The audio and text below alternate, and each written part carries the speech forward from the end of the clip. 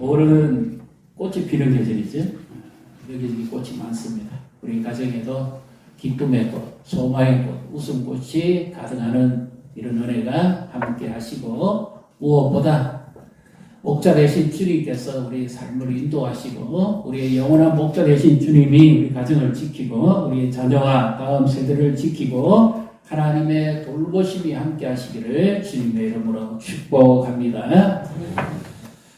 5월 가정에 달하면요, 제가 고민이 많습니다. 왜냐하면 갈수록 그렇습니다. 홀로 사시는 분 많고, 외로운 분 많고, 또 자녀들이 다 떠나 있거나, 타지에 있거나, 타국에 있어서 잘 만나지도 못하고, 또 올 같은 어린이집이 되면 정말 상대적으로 어린이가 있는 집안이 잘 없어요. 너무 귀하긴 하지만 참 말씀을 적용하기가 그렇게 쉽지가 않습니다. 그래도 하나님께서 우리 주신 가정의 소중성을 우리가 깨닫고, 또 하나님 우리의 목자가 되신 것을 믿고, 우리가 오늘도 이 목자 되신 주님을 만나는 복된 예배가 되시기를 주님의 이름으로 축복합니다. 오늘 말씀에서 다윗이 이런 고백을 합니다. 1절, 나는 부족함이 없다. 아니, 왜 부족함이 없다고 합니까? 여러분, 우리 인생 살아가면 부족한 게 너무 많습니다.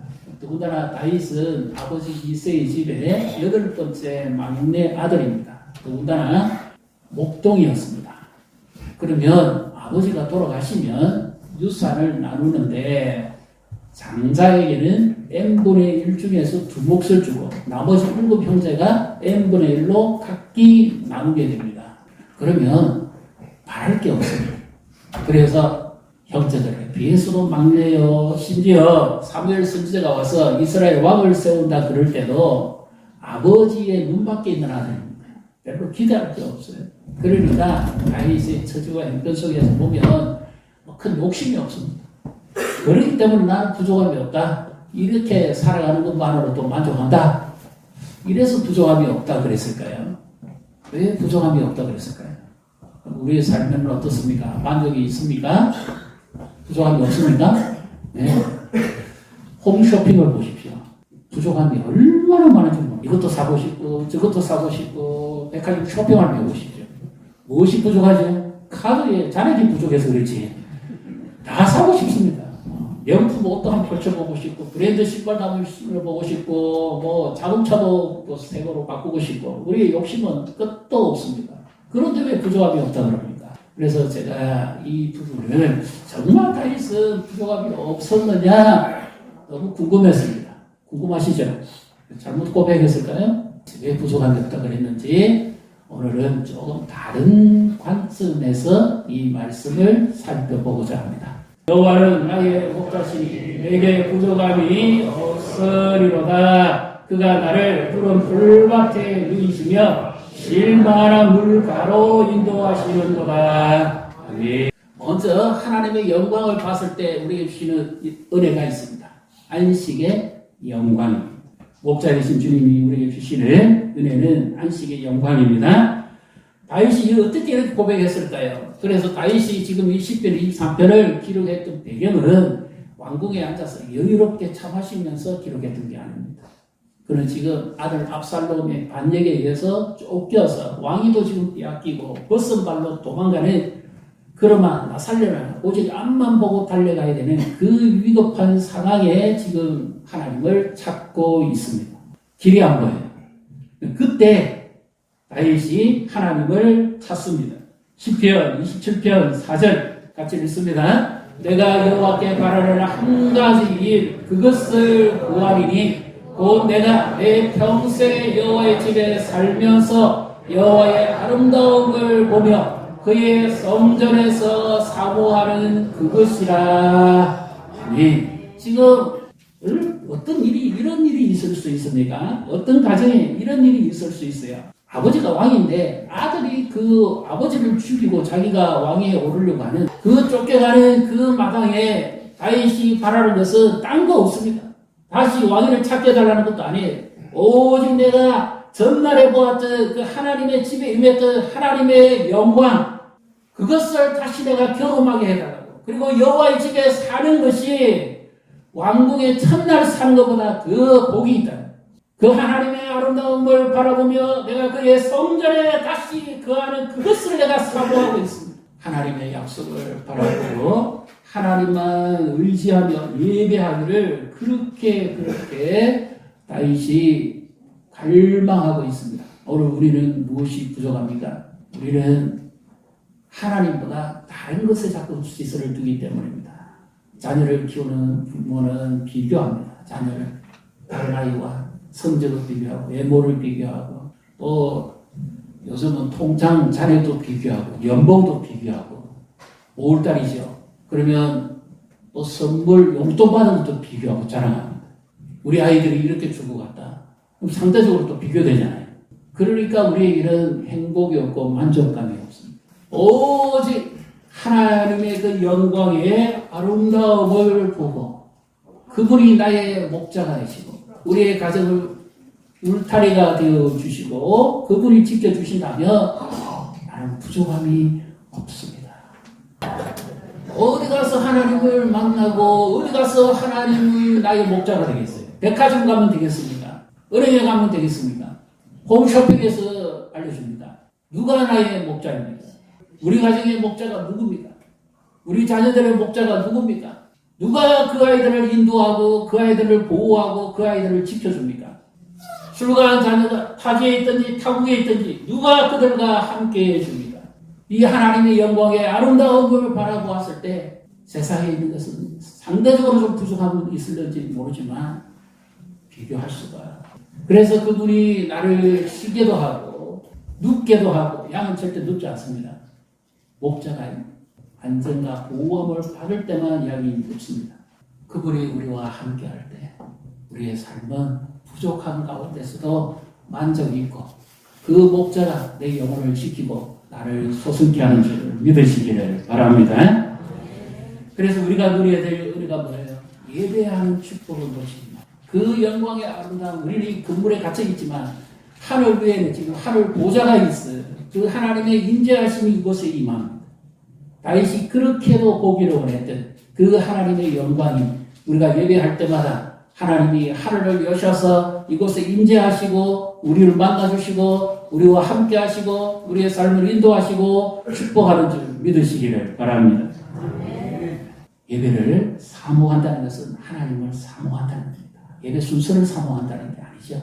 그분을 내가 만난 일을 그렇게 갈망합니다. 지금 다윗이 모든 것 다 잃어버렸어요. 앞이 안 보여요. 어떻게 될지 몰라요. 그런데 오직 하나님만 갈망합니다. 그분의 그 영광의 아름다움을 내가 다시 볼 수만 있다. 안식의 영광입니다. 두 번째는요, 회복의 영광을 우리가 누릴 수 있습니다. 3절, 4절의 말씀을 같이 읽습니다. 내 영혼을 소생시키시고 자기 이름을 위하여 의의 길로 인도하시는도다. 내가 사망의 엄심한 골짜기로 다닐지라도 배를 두려워하지 않을 것을 주께서 나와 함께 하시리라. 주의 지팡이와 막대기가 나를 안위하시나이다. 아멘. 인생을 살다 보면 뜻하지 않은 고통이 있습니다. 예기치 않는 어려움이 있습니다. 마치 사망의 엄침한 골짜기를 지나는 듯한 고통이 있을 수 있습니다. 우리가 코로나를 겪어봤지만 사람의 힘으로 안 되잖아요. 전적으로 하나님만 바라봐야 됩니다. 물론 내가 조심하고 주의해야 되지만 죽는 데 사느냐는 하나님의 손에 있거든요. 이것이 바로 사망의 엄침한 골짜기입니다. 내 힘의 한계가 왔을 때 더 이상 내가 어떤 노력을 해도 더 이상 내 힘이 미치지 못할 때 그때가 사망의 엄침한 골짜기입니다. 질병의 사망의 엄침한 골짜기. 수술대 누워보십시오. 가족도 없습니다. 물론 의료진을 믿긴 믿어야 되지만 그들이 내 생명을 보장해 주지 않습니다. 하나님밖에 없습니다. 절제절명의 위기에서 내가 마지막으로 붙들 유일한 한 분은 나의 목자 대신 그분밖에 없어요. 자녀를 양육하면서 마찬가지입니다. 우리가 자녀를 양육하고 키우지만 근데 이 자녀들이 가야 될 마지막 그 순간의 선택은 우리가 못합니다. 하나님께 맡겨야 돼요. 예를 들면 시루기 2장에 나오는 모세가 애국왕 바로의 명령에 의해서 살해아이가 나면 다 죽어야 되는데 태어납니다. 이거는 기쁨이 아니라 고통입니다. 잘못하면 부모까지 다 죽게 돼요. 그러니 믿음으로 이 모세를 키웁니다. 석 달 동안 기도하면서 키웠는데 더 이상 키우지 못하니까 이제 어쩔 수 없이 100일이 지나고 난 다음에 이 나일강에 띄워보내야 돼요. 갈대 상자를 만들어서 엽청을 입혀가지고 물이 새지 않게 하고 띄워보냅니다. 부모의 마음이 어떻겠습니까? 자기가 할 일은 다 했어요. 이제 더 이상 자기 손에서는 이 아이를 어떻게 움직일 수가 없어요. 생사를 자기가 어떻게 결정할 수가 없어요. 하나님께 맡기는 거예요. 마지막으로 제가 이 말씀을 준비하면서 요즘 계속 제 머리 안에서 가슴 안에서 도는 찬양이 하나 있는데 요금에서 노래입니다. 작은 갈대상자. 그 아이 하나님께 맡깁니다. 어떤 마음이었을까? 부모의 심정, 결혼해서 떠나보낼 때도 그런 심정이지만 굴에 갈 때도 그런 심정이 왜? 더 이상 부모가 가까이서 그 아이를 챙겨주지를 못해요. 무슨 일이 생기면 감당할 방법이 없어요. 하나님께 맡기는 거예요. 외국에 가도 마찬가지예요. 아이가 아파서 병원에 가면 차라리 자기가 아프면 아프지. 그런 심정이지만 대신 아파줄 수가 없잖아요. 이게 사망의 넘치고 두려워하지 않을 수가 없어요. 바로 지금 그와 같은 때입니다. 다윗이 이 고통과 황폐한 땅에서 하나님을 찾습니다. 10편 63편 1, 2절 같이 읽습니다. 하나님이여 주는 나의 하나님이시라. 내가 간절히 주를 찾되 물이 없어 마르고 황폐한 땅에서 내 영혼이 주를 갈망하며 내 육체가 주를 앙모하나이다. 내가 주의 권능과 영광을 보기 위하여 이와 같이 성소에서 주를 바라보았나이다. 자신이 어찌 될지 자신의 생과 살을 하나님께 전적으로 지금 맡깁니다. 사망의 땅에서 내가 주를 바라봅니다. 왕국에서 보는 거 아니에요. 더 이상 자기 힘으로 어떻게 할 수 없어요. 그래서 그 목장, 그 하나님의 영광, 성전에서 임하셨던 그 지극히 거룩하신 하나님, 나를 지키고 보호하시는 그 능력의 하나님이 나의 목자가 되셔서 나와 이 압살롬의 무리들 사이에 끼어서 그분이 간섭해 주시고 가장 선한 방법으로 인도해 주시기를 하나님을 갈망하고 찾고 있는 겁니다. 가정에 불어닥치는 예기치 않은 갈등, 부모 자녀와의 갈등, 부부 간의 다툼, 오래 깊습니다. 인간의 힘으로 어떻게 할 수가 없어요. 난데없는 경제적 위기, 실직, 두려움, 내 힘으로 안 됩니다. 하나님이 우리의 보호자가 되시고 목자가 되시고 우리의 울타리가 되셔서 그분이 간섭해 주셔야만 회복되는 줄 믿으시기를 바랍니다. 부부관계도 하나님이 간섭해 주십니다. 이 거룩하시고 지극히 능력 많으신 이분이 우리 부부관계를 지켜주시고 부모 자녀관계의 골이 허물어지도록 막아주시고 가정의 어려움과 모든 상황 속에 이분이 간섭해 주셔서 나의 목자가 되어 주실 때만 가정이 회복될 수가 있습니다. 영혼이 소생함으로써 지금 다윗이 하나님을 찾는 것이 여유 있어서 찾는 게 아닙니다. 이와 같은 절박한 심정으로 하나님을 지금 찾고 있습니다. 하나님의 은혜의 빛이 임하기만 하면 가정을 덮고 있는 어둠이 물러가게 될 것이고 하나님의 그 사랑이 내게 임하기만 하면 내가 생각하는 그 이상의 하나님의 계획이 반드시 있을 것인데 하나님께서 뜻을 이루실 것이다. 마지막 하나님을 신뢰하면서 인생의 골짜기 내 힘으로 지나가지 못합니다. 우리의 의지로 안 돼요. 그래서 양들을 목자의 손에 잡혀있는 지팡이와 막대기를 신뢰합니다. 양들은 시리게 하셨거든요. 근데 목자가 들고 있는 지팡이입니다. 우리는 오해하기가 쉽습니다. 이 지팡이는요, 양들이 길을 잘못 들으면 이 갈고리 같은 거 있죠? 그거 당겨가지고 제자리를 돌립니다. 그 다음에 양들이 먼 길로 가면 빨리 돌아오라고 지팡이를 던져가지고 재촉합니다. 지팡이는 그렇게 씁니다. 막대기를 어떻게 쓰는가 하면 무슨 맹수가 달려들 때 다윗도 그랬죠. 곰이나 사자가 자기 약을 치고 삼켜가면 내가 그 입에서 끄집어내서 약을 끄집어냈다 그러잖아요. 막대기로 치는 겁니다. 짐승이나 맹수를 치고 아니면 멀리서 달려들려고 그러면 바위 같은 것을 쳐가지고 소리를 내가지고 쫓는 겁니다. 하나님의 말씀과 성령의 막대기로 우리의 가정을 지키고 때리고 사단이 틈 못하게 보호하시는 줄 믿으시기를 바랍니다. 목자는 양을 사랑하고 양의 이름을 부르고 양은 목자의 음성을 듣고 보호와 안정감을 느끼고 우리를 지키고 보호해 주시는 영원한 목자. 누가 우리 가정을 지킵니까? 말씀과 성령의 도구로 내 심령을 소생시키고 하나님이 우리의 가정을 보호해 주실 때 우리가 다시 일어서게 될 줄 믿으시기를 바랍니다. 첫 번째는 안식의 회복, 둘째는 회복의 영광입니다. 세 번째, 승리의 영광입니다. 세 번째, 5절 6절을 같이 읽습니다. 주께서 내 원수의 목전에서 내게 상을 차려주시고 기름을 내 머리에 부으셨으니 내 자리 넘치나이다. 내 평생에 쓰러짐과 인자하시니 반드시 나를 따르리니 내가 여호와의 집에 영원히 살리로다. 아멘. 이 목자가 양들이 이제 빗닦이로 올라갑니다. 빛도 안 보이는 사망의 엄청난 골짜기에 올라갈 때 허덕이고 지치고 피곤해합니다. 그리고 뒤에는 맹수가 쫓아오죠. 그럴 때 이 양들을 안심시키고 보호하고 먹여주는 방법이 상을 차려줍니다. 어떻게 넓은 초원에 가서 펜스를 치고 거기에 먹을 주고 이 원수가 넘어오지 못하는 가운데에서 마음껏 먹이고 쉬게 해줍니다. 심지어 이 양들을 가장 해롭게 하는 것이 바로 코파를 합니다. 코에 들어가는 파리가 있어요. 살을 파먹고 피를 파먹어요. 그래서 양들이 갑자기 퍽 쓰러지는 이유가 바로 그겁니다. 그렇게 일어날 힘도 없고 기진맥진하고 지쳐있는 양들을 이 기름통에다 넣어가지고 코에 있는 파리를 다 털어냅니다. 그리고 막 넓은 초원에 가서 마음껏 먹도록 해주는 겁니다. 이것이 내 원수의 목전에서 내게 상을 차려주시다. 그렇다면 우리의 목자 되신 그 주님이 우리에게 어떤 은혜를 베풀어 주실까요? 요한복음 10장 14절 15절의 말씀을 우리 같이 읽습니다.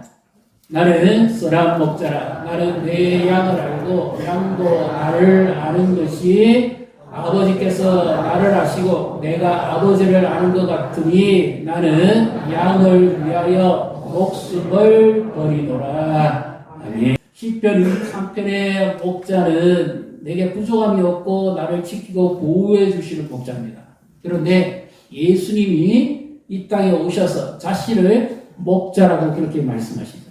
그런데 그 목자는 선한 목자, 참된 목자입니다.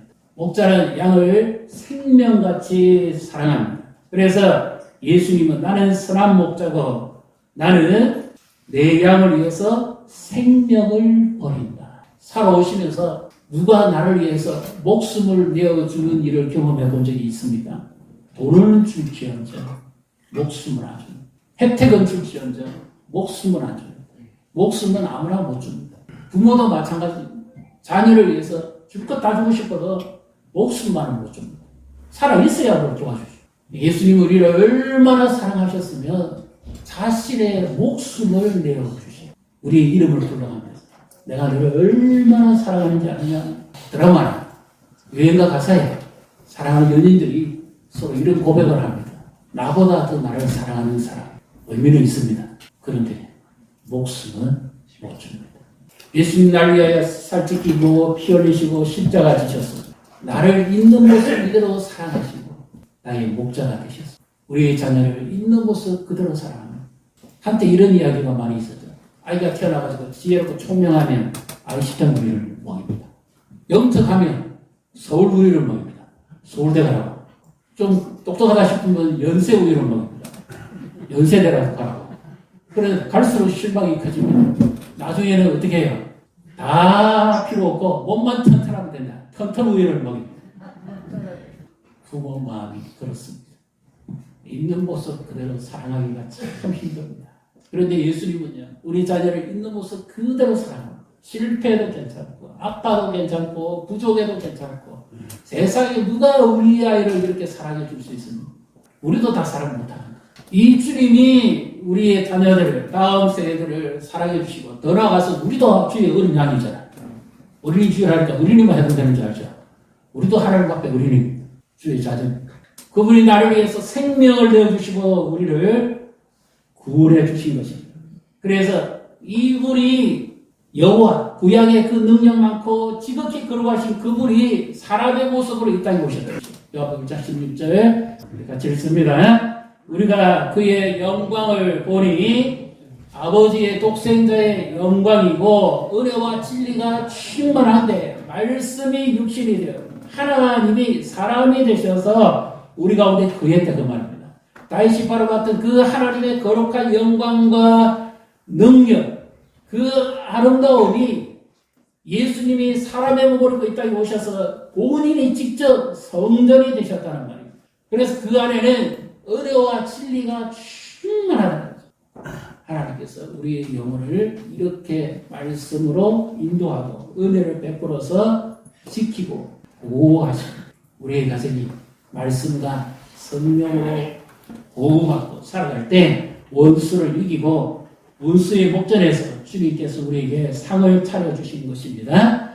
하나님의 선하심, 인자하심, 우리가 부족해도 실패하고 연약해도 하나님이 선하시기에, 하나님이 신실하시기에 우리가 다시 회복될 수 있는 줄 믿으시기를 바랍니다. 그래서 우리의 시선을 먼저 하나님 앞에 두셔야 시선을 하나님의 그 영광의 아름다움을 사모하며 예배를 사모하는 이 복을 누리셔야 됩니다. 그 다음에요, 제가 지난주에 매일 하나님과 만나는 법을 말씀드렸죠. 하루 몇 번이었습니까? 15분입니다. 매일 하나님의 말씀과 기도로 그분을 만나는 겁니다. 10편, 23편을 가족들이 모여서 외우십시오. 밥 먹기 전에도 외우고 주무시기 전에도 외우고 이 10편, 23편의 목자가 남의 목자가 아니고 나의 목자, 우리 가정의 목자. 이 말씀의 유익을 나누십시오. 그리고 또 기도할 것이 있습니다. 오늘 제가 주말에 넣어드렸던 기도 제목 있죠. 5월달 기도 제목. 이것을 놓고 하루 3번 이상씩 기도해 주십시오. 여기에 자녀들, 우리 성도들, 교회, 나라, 민족 모든 것이 여기에 다 있습니다. 목자 되신 그분이 이렇게 우리를 인도해 주시기를 그 하나님의 영광의 아름다움을 바라보며 하나님의 인재의 사랑 앞에 살아가는 우리가 될 수 있도록 위해서 기도해 주시기 바랍니다. 그래서 목자 되신 주님을 신뢰하는 믿음으로 살아가는 가정, 원수의 목전에서 우리에게 상을 차려주시고 다시 일으켜 주시고 이제 우리가 이 자녀를 키우고 다음 세대를 키우는 분들이 있어서 잠언 22장 6절 말씀을 우리 한번 같이 또 읽도록 하겠습니다. 잠언 22장 6절 같이 읽습니다. 마땅히 행할 길을 아이에게 가르치라. 그리하면 늙어도 그것을 떠나지 아니하리라. 아멘. 하나님이 우리 자녀에게 선물을 우리에게 주셨습니다. 소유가 아닙니다. 하나님이 이 아이가 태어날 때 목적이 있어요. 마땅히 행할 길을 가르치라는 말이 그 말씀입니다. 하나님이 이 아이 하나하나에게 가지고 계신 그 계획과 뜻대로 쓰임받을 수 있도록 가르치라는 것입니다. 상동이가 있어도 달라요. 모두 다 하버드 갈 수는 없어요. 우리나라는 공부를 제일 많이 시키는데 모두 성적과 직업을 연관시킵니다. 그래서 그 아이들의 미래가 성적에 의해서 결정나는 것을 가르쳐버립니다. 이것이 가장 잘못입니다. 그것이 아니에요. 하나님의 목적에 맞도록 그 아이가 쓰임받게 하도록 쓰임받는 도구가 누구냐? 부모입니다. 재능과 달란트와 은사와 이 모든 성품을 통해서 어려서부터 예수님을 닮아가는 믿음의 훈련을 시켜서 하나님이 이 아이들이 써고자 하는 그 영역에서 하나님을 기쁘시게 하고 하나님의 영광을 드러나기 위해 쓰임받도록 하는 것이 부모입니다. 그리고 교회의 책임이에요. 교회가 다음 세대를 그냥 성경 교육시키는 거 아닙니다. 하나님이 이 아이 하나하나를 사랑하시고 생명을 주시기까지 구원하신 그 이유는 하나님이 이 아이들을 불러서 앞으로 그들이 쓰고자 하는데 쓰임받을 수 있는 도구로 준비되도록 하기 위함입니다. 이것이 마땅히 행할 일을 아이에게 가르치는 겁니다. 다윗이 아버지 집의 목동이었지만 하나님의 말씀이 그에게 있었고 그 하나님의 영광을 그가 사모하며 살았기에 다윗은 실패했다가도 다시 일었습니다. 그리고 하나님의 목적에 따라 쓰임받습니다. 사울왕처럼 살지 않습니다. 타락하지 않아요. 실수했고 넘어졌어요. 그러나 하나님이 다시 일으킵니다. 하나님의 신실하실 때 왕위에 복귀합니다. 그리고 더 은혜스럽게 하나님의 말씀을 가르치고 살다가 갑니다. 다윗은 그랬어요. 그런데 솔로몬은 처음부터 부귀영화 다 누리고 세상의 모든 금은 보화를 다 소유했지만 솔로몬은 실패합니다. 하나님의 말씀이 그에게 없습니다. 우리 아이의 가치를 발휘하니 오늘 집에 가서 아이에게 이렇게 말해보십시오. 너는 저 두바이의 가장 높은 빌딩보다 더 귀한 존재다. 중동의 왕자가 누릴 수 있는 그 모든 것보다도 더 귀한 존재다. 하나님의 자녀. 하나님이 너를 축복하실 것이다. 하나님이 너를 인도해 가실 것이다. 하나님이 너와 함께 하실 것이다. 세상이 줄 수 없는 축복을 주십시오. 하나님이 너와 함께 하실 것이다. 이 약속을 말씀 아이들에게 있습니다. 하나님이 너를 인도하실 것이다. 하나님 너를 축복하실 것이다. 그래서 우리의 모든 삶을 우리가 생각하지 못하는 우리보다 더 나은 계획을 가지고 계신 그분의 뜻에 쓰임받는 이것이 최고의 가치요 최고의 축복입니다. 하나님이 우리에게 주시는 이와 같은 우리의 목자, 가정의 목자, 우리 자녀들의 목자, 영원한 목자, 이 예수님의 사랑이 우리를 지키고 구하실 줄 믿으시기를 주님의 이름으로 축복합니다.